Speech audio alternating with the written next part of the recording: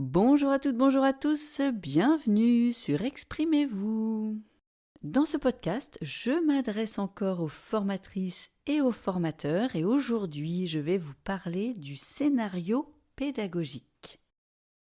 Qu'est-ce que le scénario pédagogique et à quoi il sert ? Le scénario pédagogique, en fait, c'est le tout premier élément qu'un formateur doit construire. Lorsque vous avez une nouvelle formation à créer, vous devez en tout premier lieu créer votre scénario pédagogique. Et c'est sur la base de ce scénario pédagogique qu'ensuite vous allez créer vos autres supports. L'avantage de ce scénario pédagogique, c'est qu'il vous sert à la fois pour créer tous les autres supports de formation et il est également votre fil conducteur pendant l'animation de votre formation. Le scénario pédagogique, c'est vraiment un élément indispensable pour le formateur. Une fois que vous l'avez créé, il devient, lors de vos animations, votre fil conducteur, votre feuille de route.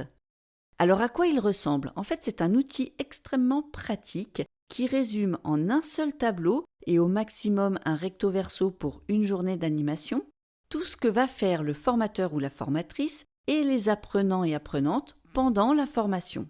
Vous avez sur un format A4 un condensé mais suffisamment détaillé de tout ce que contient votre formation. C'est extrêmement pratique. C'est vraiment la boussole du formateur, voire même son doudou. Vous voyez ce que je veux dire ? Vous ne pouvez pas l'oublier chez vous. Prenez-le avec vous partout. Il vous sera vraiment utile à chaque instant pendant l'animation de votre formation. Alors, qu'est-ce qu'il contient ? Le scénario pédagogique va contenir au minimum les items que je vais vous énumérer maintenant. Le premier va contenir le numéro et le nom de votre séquence, l'objectif pédagogique et puis l'horaire de début et l'horaire de fin de la séquence. Ensuite, vous avez la colonne contenu. Là, vous allez indiquer précisément le contenu exact de cette séquence de formation. Ensuite, vous allez préciser quelles sont les méthodes et techniques d'animation que vous allez choisir pour adresser ce contenu à vos apprenants. Dans cet item, cette case, précisément, je vous conseille d'écrire un maximum de détails. On y reviendra dans un autre podcast qui va porter justement sur les séquences pédagogiques. Après, vous allez indiquer les ressources ou les outils pédagogiques. Ressources, outils pédagogiques, c'est la même chose. Vous allez indiquer lesquels vont vous être utiles pour animer cette séquence. Ensuite, vous indiquez l'évaluation. Est-ce qu'il y a une évaluation à prévoir ? Une évaluation, ça peut être un quiz, ça peut être une présentation à l'oral, ça peut prendre plusieurs formes. Là, donc, vous l'indiquez s'il y en a une. Et enfin, le dernier item, très important, c'est la durée de la séquence, le timing. Dans un prochain podcast, je vais vous indiquer comment précisément créer chacune de vos séquences pédagogiques. Ces séquences pédagogiques, mises les unes à la suite des autres, constituent l'ensemble de votre scénario pédagogique. Petite astuce aussi, je vous conseille de créer un scénario pédagogique par journée maximum. Ne faites pas un scénario pédagogique pour une formation qui durait 3 jours. Vous découpez votre scénario pédagogique, soit demi-journée par demi-journée, soit journée par journée. Comme je vous le disais au début du podcast, votre scénario pédagogique pour une journée d'animation ne doit pas dépasser un recto verso A4. Le but, c'est vraiment de le rendre très lisible et facile à consulter. Si vous commencez à avoir 3-4 pages, vous allez vous perdre et c'est pas du tout intéressant pour vous en tant qu'animateur de formation.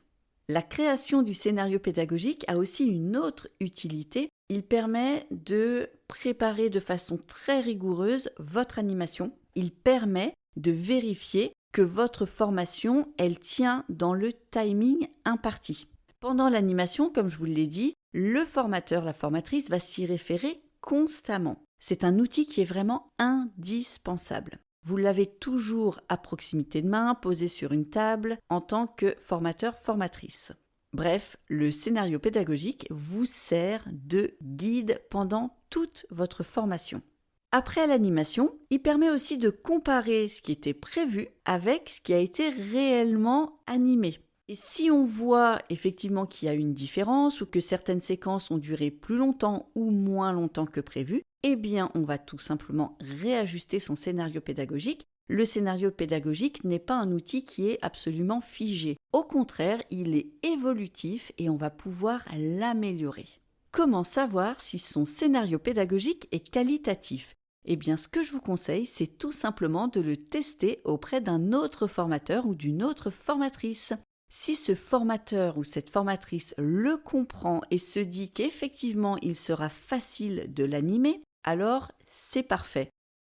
En résumé, le scénario pédagogique est le tout premier outil que vous devez créer pour une nouvelle formation. Il est évolutif puisque vous allez constater les écarts éventuels entre ce qui était prévu et la façon dont vous l'avez animé.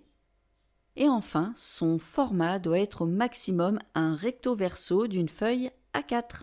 Une fois que votre scénario pédagogique est réalisé, c'est à ce moment-là et seulement à ce moment-là que vous pouvez passer à la création de votre support de formation de type diaporama comme sur PowerPoint par exemple. Je vous dis à très vite pour un nouveau podcast qui lui parlera des séquences pédagogiques et de l'alignement pédagogique. À très vite sur Exprimez-vous.